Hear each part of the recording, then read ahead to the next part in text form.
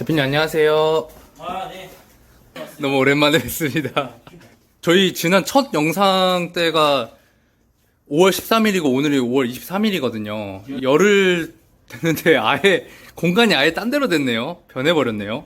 그러니까 왜 열흘 만에 왔어요? 뭐 이 정도면 거의 끝난 거예요. 아니 근데 제가 아니 이렇게 빨리 끝나는 줄 몰랐어요.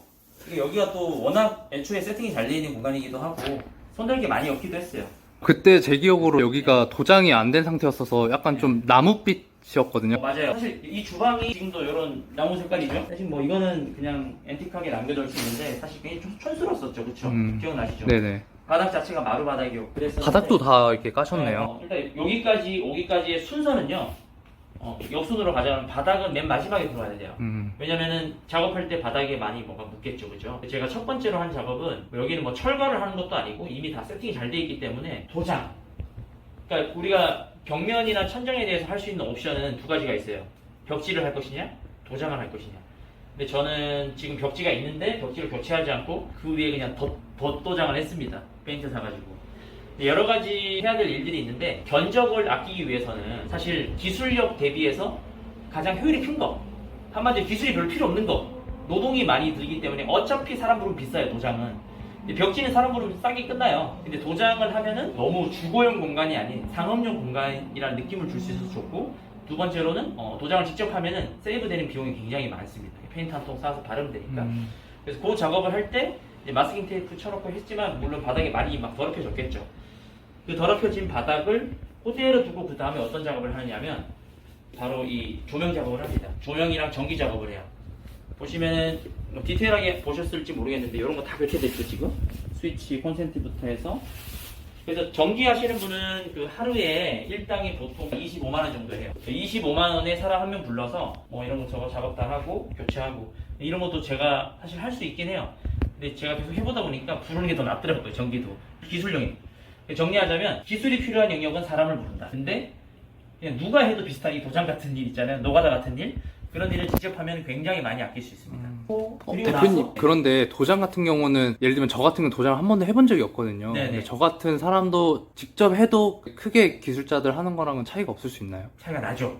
많이 납니다.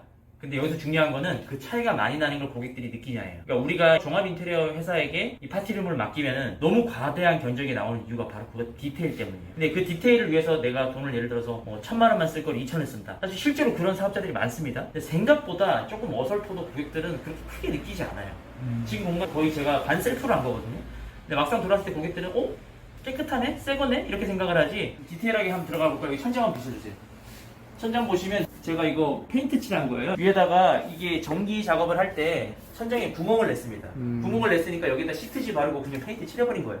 그러니까 이런 걸 사실은 종합 인테리어 회사나 약간 인테리어에 자부심이 있는 분들은 못 참아요. 근데 고객들이 천장이 왜 여기랑 페인트 색이 달라요? 그렇지 않는다는 거죠. 그래서 이 정도의 디테일을 좀 포기하면 생각보다 많은 견적을 아낄 수가 있다. 그리고 여기는 노는 공간이기 때문에 막 전문적으로 우리가 주거용 공간, 아파트 공간 아니잖아요.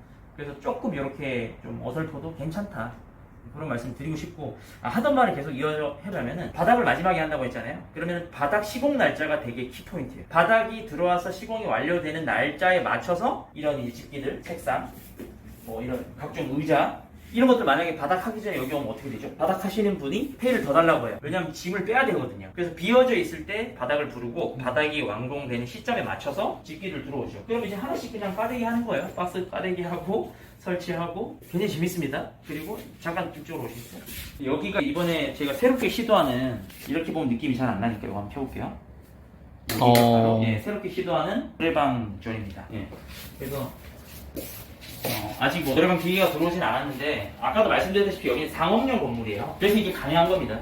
만약에 옆집에 주거지가 있다, 그럼 하면 안 되겠죠, 그쵸? 아무리 내가 수익이 좋아도 옆에서 너 때문에 내가 너무 불편해라고 하는 사람이 지속적으로 있으면 이거는 지속할 수가 없어요. 여기도 혹시 몰라서 강음 시공도 할 거고요. 여기는 좀 인원으로 보면 10명 정도 들어올 수 있는 공간이에요. 그래서 이렇게 룸이 별도로 나눠져 있을 때는 다른 목적으로 이용할 수 있는 그런 공간으로 세팅을 하는 게 좋을 것 같습니다. 그리고 저쪽으로 가보실게요.